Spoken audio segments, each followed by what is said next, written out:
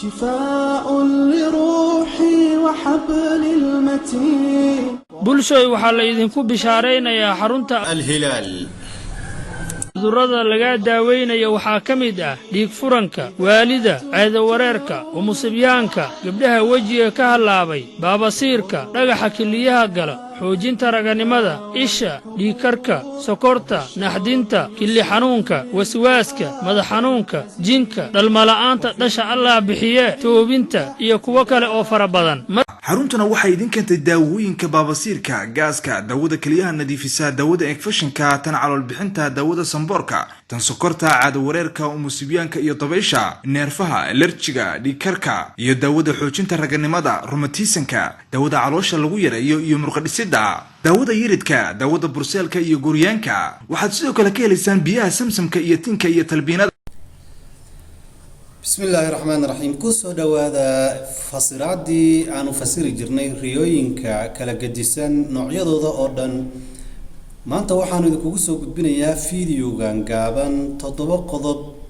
hadii aad ku riyooto maskan cad masasku way kala midab gadisan yihiin maskan cad hadii aad aragto 7 qodob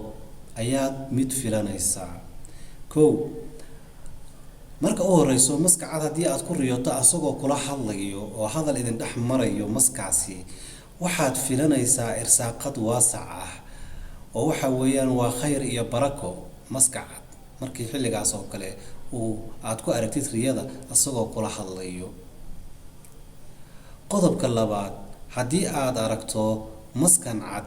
asi adiga laftaada aad xanuunsan tahay ama qof reerka kamida uu xanuunsan yahay taasi waxay daliil u tahay in qofkaasi si dhaqso ah u caafimaadi doono ama adiga hadii aad xanuunsan tahay oo maskan cad aad ku riyooto in aad durbaba xanuunka asaga ahaa aad ka badbaadi doonto oo ka caafimaadi doonto hadii maska cad uu ku riyoodo nin asagoo oo maskaasi uu qaniinayo micidana la gelayo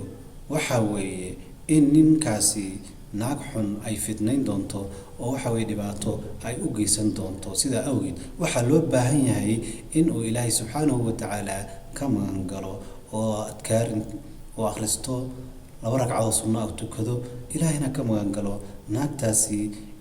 fitnayn doonta qodobka afraad waxa way hadii qofka asagoo safar ah oo meel dheer aaday uu ku riyoodo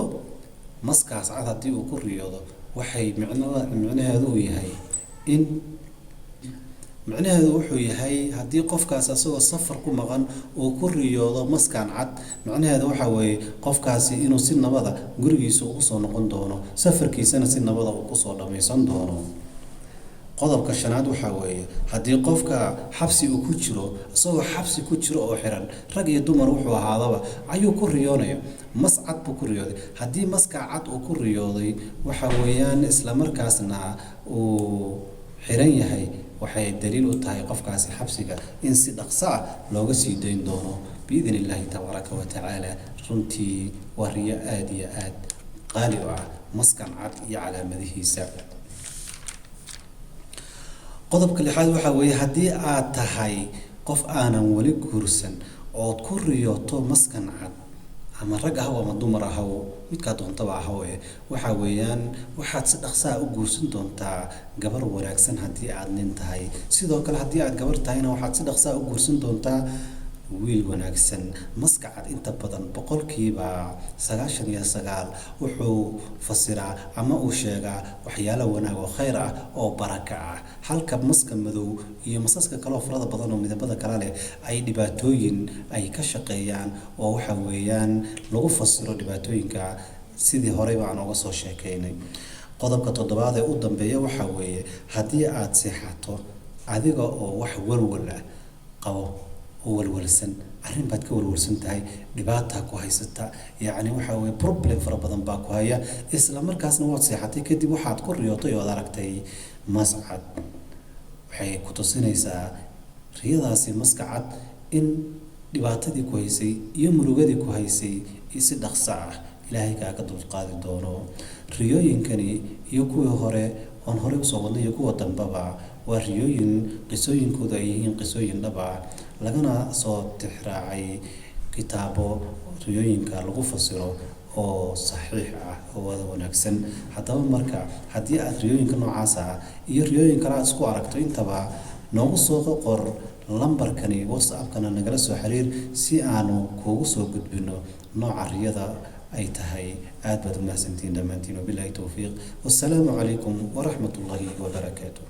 شفاء لروحي وحبل المتين. bulshoy waxaa la idinku bishaaraynayaa xarunta الهلال.